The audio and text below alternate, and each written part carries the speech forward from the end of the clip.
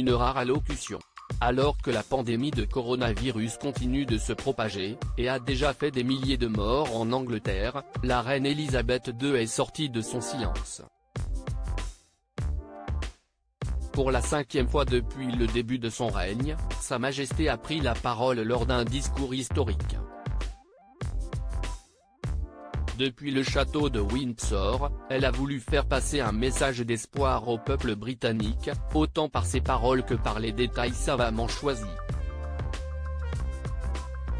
Avant cette prise de parole, Elisabeth II n'avait donné un tel discours qu'à 4 reprises, lors de la première guerre du Golfe en 1991, en 2002 après le décès de sa mère, en 2012 pour le 60e anniversaire de son accession au trône et en 1997, après la tragique disparition de la princesse Diana. À la veille des funérailles de Lady Di, Elisabeth II s'était adressée à ses concitoyens lors d'une allocution télévisée. Son personnel avait compris qu'il s'agissait de la crise de son règne, d'un moment crucial où elle devait gagner le cœur des gens et donc qu'elle devait le faire en direct, s'est souvenu l'écrivain Robert Leicy auprès de Paris Match.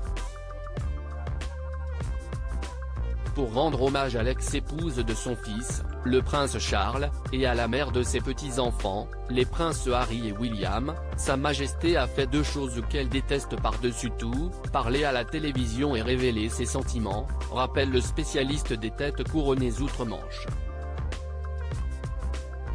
Un exercice compliqué pour Elisabeth II. Toute de noir vêtue, elle avait donné son discours depuis Buckingham Palace. Elle a eu cette très belle expression « Je vous parle en tant que reine, et en tant que grand-mère », racontait l'auteur à Paris Match. Face au peuple éploré par la mort subite de Diana, la reine lui avait rendu un bouleversant hommage. Je l'admirais et la respectais, pour son énergie et son engagement envers les autres, et surtout pour son dévouement envers ses 2 garçons, confiait-elle. La mort de Diana, la reine est une polémique dans les bons comme dans les mauvais moments, elle n'a jamais perdu sa capacité à sourire et à rire, ni manqué d'inspirer les autres avec sa chaleur et sa gentillesse, poursuivait Elisabeth II, critiquée avant ce discours pour ne pas avoir quitté sa résidence de Balmoral, en Écosse, pour rejoindre Londres à l'annonce de la mort de la princesse de Galles. Mais à l'époque, la polémique a bien eu lieu. La raison ? L'absence de drapeau sur le palais.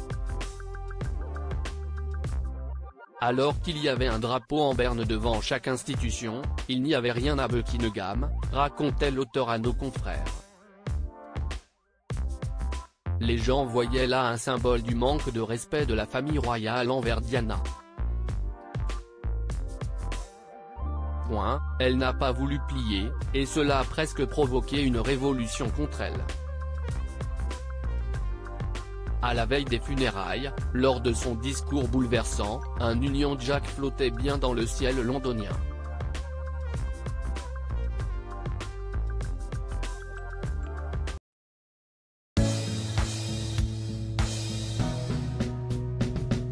But there's all times through the rough times I think